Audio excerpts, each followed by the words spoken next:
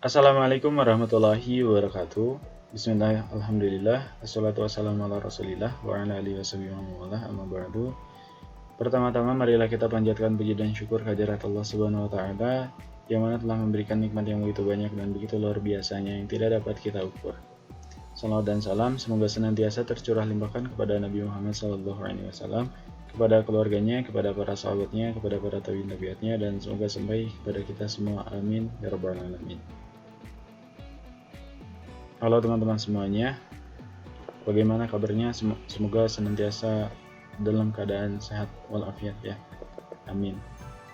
Saya ingin mengucapkan terima kasih banyak kepada teman-teman semuanya yang telah berkenan menonton video ini. Apabila teman-teman menyukai video ini, silahkan klik like. Apabila tidak keberatan juga, silahkan untuk berkomentar ya. Terima kasih. Nah, sebelumnya perkenalkan kembali, nama saya Ega Nasruddin. Saya merupakan mahasiswa jurusan Ilmu Pendidikan Agama Islam Universitas Pendidikan Indonesia. Di video kali ini saya bermaksud untuk membuat review isi buku yang telah saya baca.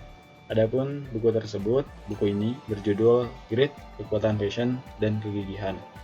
Buku ini ditulis oleh Angela Duckworth, diterbitkan dalam bahasa Indonesia oleh Gramedia Pustaka Utama pada tahun 2018.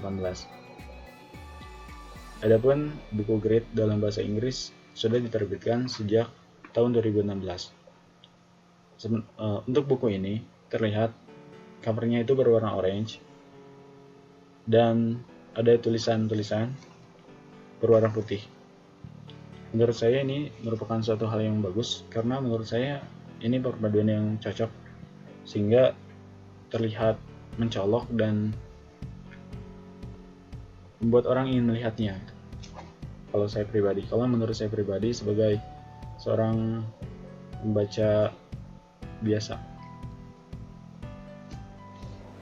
Nah, adapun penulis sendiri, Angela Duckworth, itu merupakan seorang profesor psikolog asal Amerika, yang mana ia sebagai seorang profesor psikolog di University of Pennsylvania.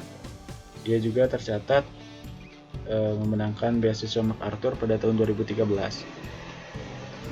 Nah, mengapa saya memilih buku ini? Yang pertama itu dari dalam diri saya ingin mengembangkan diri saya ingin lebih memperbaiki diri saya dalam hal ketabahan ini. Dan saya juga tertarik dengan kata-kata ini, bahwa hal terpenting untuk sukses dan bahagia bukanlah bakat.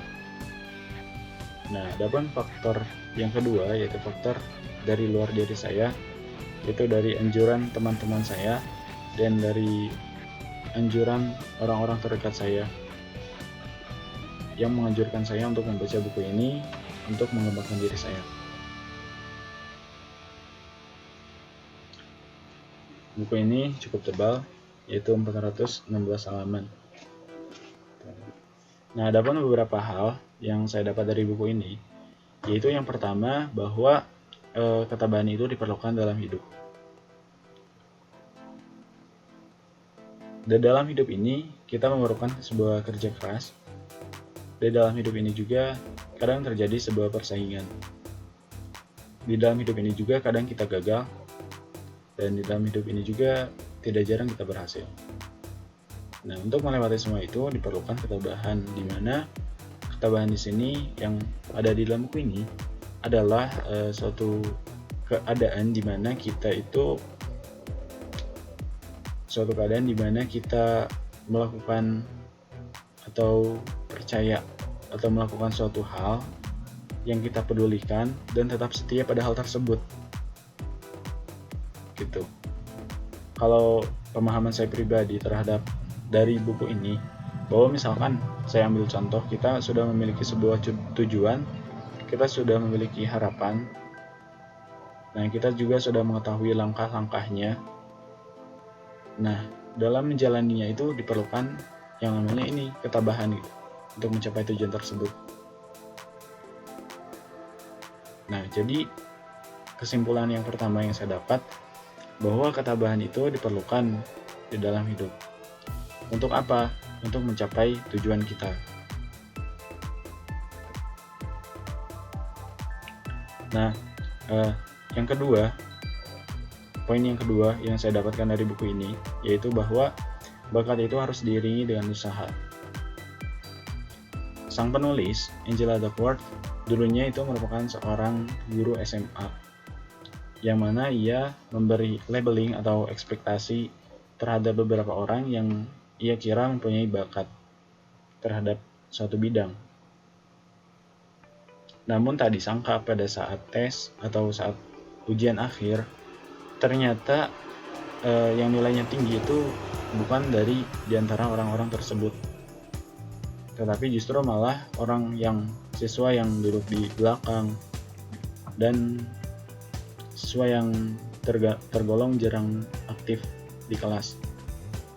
Dan setelah ditanya pun, siswa tersebut ternyata memang memiliki upaya yang lebih keras.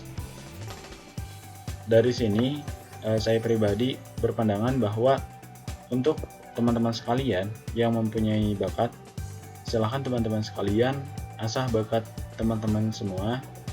Jangan sampai terlena gitu dengan bakat tersebut. Silahkan asah sampai menghasilkan sebuah keterampilan, dan keterampilan tersebut harus diasah lagi dengan upaya-upaya sehingga dapat menghasilkan prestasi. Nah, balik lagi tentunya dalam upaya-upaya ini diperlukan sebuah ketabahan dalam diri kita. Nah, untuk teman-teman yang merasa belum memiliki atau belum mengenal bakat, dari pemahaman buku ini, justru teman-teman didorong gitu oleh buku ini bahwa balik lagi, hal terpenting untuk sukses dan bahagia bukanlah bakat. Dengan beberapa cerita di sini, dengan beberapa kisah para tokoh di sini, teman-teman akan didorong gitu untuk bersemangat gitu melakukan upaya, bersemangat berupaya, bersemangat berproses gitu oleh buku ini. Jadi jangan takut untuk memulai, jangan membuat alasan untuk bermalas-malasan. Karena buktikanlah gitu, bahwa sebenarnya saya juga bisa gitu, seperti orang-orang hebat yang lain. Poin yang ketiga yang saya dapatkan dari buku ini, bahwa ketabahan itu timbulnya dari dalam dan dari luar diri kita. Ketabahan dari dalam diri terbentuk dari minat, latihan, tujuan, dan harapan. Nah, dari pemahaman ini, saya analogikan atau saya ambil contoh ketabahan dalam belajar misalnya. Ketabahan dalam belajar diri saya dapat terasah apabila saya memiliki minat gitu dalam belajar. Saya ingin belajar. Untuk apa ya? Untuk mencapai tujuan dan harapan saya. Itu latihannya gimana? Latihannya misalkan hari ini saya membuat jadwal pukul 8 sampai jam 9 saya belajar. Nah, besoknya saya mengulanginya lagi gitu, dan seterusnya. Jadi bentuk latihannya itu adalah seperti itu, mengarah pada itu berkepanjangan. Nah, poin yang ketiga tadi sebenarnya tidak hanya dalam diri, tetapi juga bisa berasal dari luar diri. Dalam bentuk bisa dari motivasi, bisa dari contoh perilaku, contoh sikap dari orang lain, atau bisa dari kata-kata bijak orang lain, bisa dari arahan dari orang lain. Nah, itu semua bisa timbul dari luar. Nah, cara kita mendapatkan itu semua adalah bergabung dengan suatu komunitas atau lingkungan yang mana komunitas tersebut memiliki ketabahan yang lebih tinggi dari kita. Seperti itu. Untuk poin keempat yang dapat saya ambil dari buku ini, yaitu bahwa mencintai pekerjaan itu merupakan salah satu faktor kesuksesan. Mengapa demikian? Di buku ini, penulis menjelaskan beberapa narasumber mungkin atas dasar hal tersebut, atas dasar wawancara beberapa narasumber, penulis menjelaskan bahwa awalnya mungkin Anda tidak mengira, awalnya mungkin kita nggak mengira gitu, tidak mengira, atau awalnya mungkin kita melihat suatu hal itu tidak mengira akan seru gitu. Awalnya mungkin kita melihat suatu hal itu tidak tertarik gitu. Nah, namun dengan kita mencintai hal tersebut, dengan kita semakin ingin tahu hal tersebut, kita akan menemukan suatu hal lain gitu di dalamnya. Misalkan saya ini awalnya tidak tahu apa-apa gitu. Nah, saya ingin mencapai tujuan saya gitu. Saya ingin mendapatkan ilmu gitu, ilmu agama misal. Nah, saya belajar, otomatis saya minat gitu, saya belajar. Nah, saat saya belajar itu lama kelamaan saya akan menyadari begitu bahwa oh ternyata ilmu ini tuh seru gitu, oh ternyata ilmu ini tuh menarik, dan ilmu ini tuh bermanfaat gitu untuk kita sendiri dan bermanfaat gitu untuk orang lain, seperti itu. Dan dengan kita mencintai pekerjaan kita juga ya akan sukses gitu, akan enjoy dalam menghadapi atau dalam menjalani proses kita untuk mencapai tujuan. Dan poin terakhir yang saya dapatkan dari buku ini bahwa orang-orang yang optimis itu lebih baik daripada orang-orang yang pesimis dalam mencapai tujuan.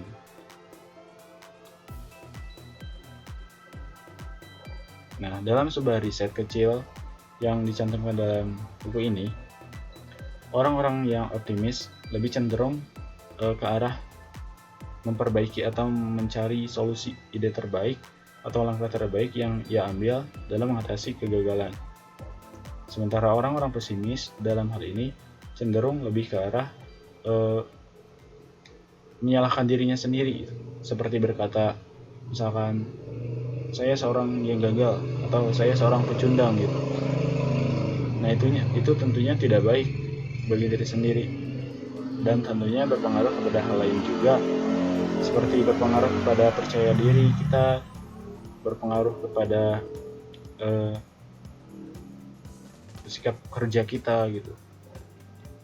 Sementara orang-orang yang optimis, ya saat dia gagal, dia ambil pelajaran seperti itu, dan besoknya lagi bangkit lagi gitu dengan energi yang sama sekali tidak berkurang dari energi kemarin, dengan rasa percaya dirinya. Jadi kesimpulannya, di dalam buku ini secara umum isi kandungannya itu mengandung penelitian-penelitian kecil, mengandung juga kisah-kisah para tokoh inspiratif yang banyak sekali di sini, mengandung juga pengalaman dari penulis sendiri, mengandung tips-tips dan mengandung cara-cara juga. Dan di dalam buku ini juga terkandung ini motivasi-motivasi untuk kita semakin berkembang. Pesan dari saya untuk teman-teman sekalian yang ingin mengembangkan diri dan ingin memperoleh atau belajar konsisten terhadap suatu hal, saya menganjurkan kalian untuk membaca buku ini.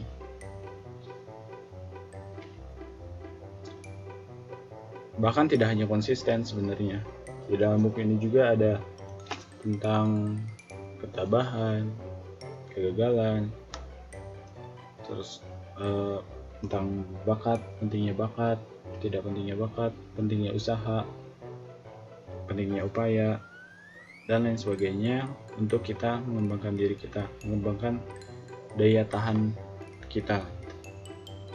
Mungkin sekian yang dapat saya sampaikan. Wabillahi taufiq wal hidayah. Mohon maaf bila terdapat kesalahan dan kekeliruan.